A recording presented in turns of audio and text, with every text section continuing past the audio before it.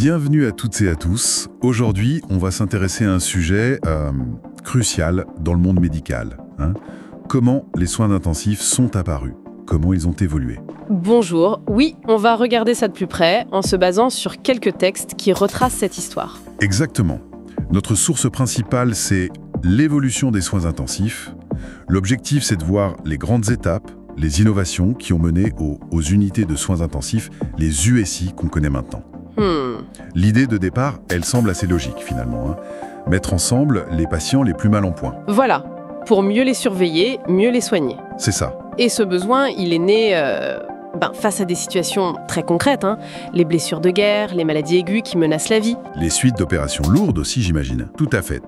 Il fallait concentrer l'expertise, les moyens, là où c'était le plus critique. D'accord. Et les premières tentatives, ça remonte à quand à peu près? Les sources nous mentionnent des choses assez tôt, mais de façon assez limitée au début. Oui, j'ai vu ça.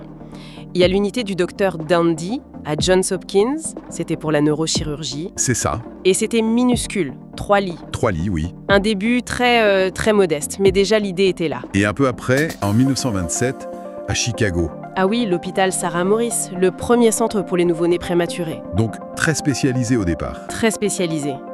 Mais ce qui est frappant, et la source le souligne bien, c'est le rôle des crises. Elles ont vraiment accéléré les choses. Les crises, c'est-à-dire?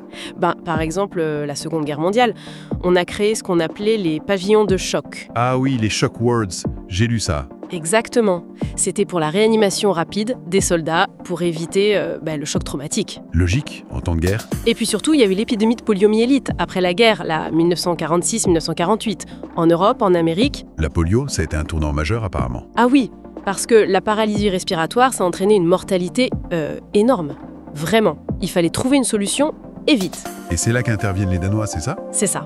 Pendant cette épidémie, ils ont eu une idée géniale pour l'époque. La ventilation manuelle? Oui, la ventilation manuelle par pression positive intermittente. En gros, on insufflait de l'air dans les poumons avec un tube dans la trachée. Manuellement? Manuellement. Imaginez le travail. Ah oui, ça devait être intense. Extrêmement intense. Ça demandait des infirmières, des étudiants en médecine, 24 heures sur 24 au chevet des patients. Incroyable. Une mobilisation née de l'urgence. Exactement. Et cette technique, même si elle était épuisante, elle a prouvé un truc fondamental. Le support ventilatoire continu, ça sauvait des vies.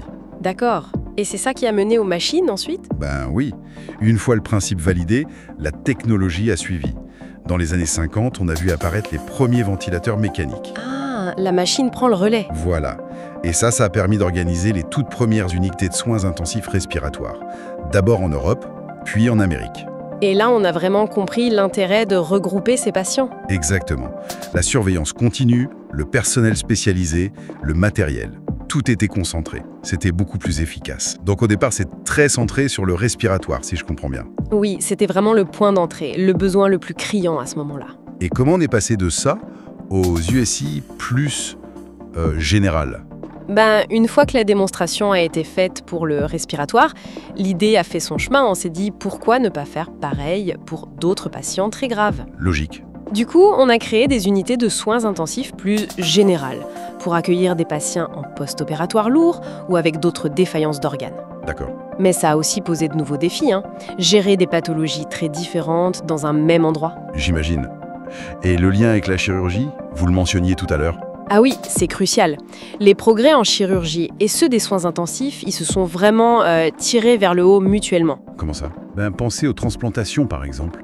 Foie, poumon, des opérations extrêmement complexes. Oui. Elles n'auraient jamais été envisageables sans la certitude qu'il y aurait derrière des soins intensifs très pointus pour gérer les suites, qui sont souvent très délicates. D'accord, je vois. L'un permet l'autre en quelque sorte. Tout à fait. C'est un cercle vertueux.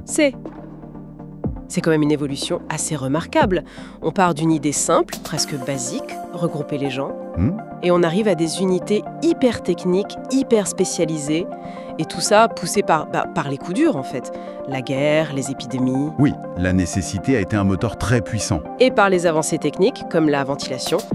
On a l'impression que c'est plus une série de réponses à des crises qu'un plan bien défini depuis le début. C'est tout à fait ça. Une évolution très réactive, stimulée par l'urgence et rendue possible par la technologie. Mais ce qui est intéressant, c'est que Le principe de base, lui, il n'a pas changé. Ah oui, bien sûr. Lequel? Celui de concentrer l'expertise humaine et les moyens techniques là où c'est le plus nécessaire, pour les patients les plus fragiles. Ça reste vrai. D'accord. C'est le cœur du concept, depuis le début. Exactement. Et ça amène à une réflexion. Peut-être pour finir, Je vous écoute. on peut se demander quelles seront les prochaines crises ou les prochaines révolutions technologiques. Qu'est-ce qui va encore transformer les soins intensifs demain?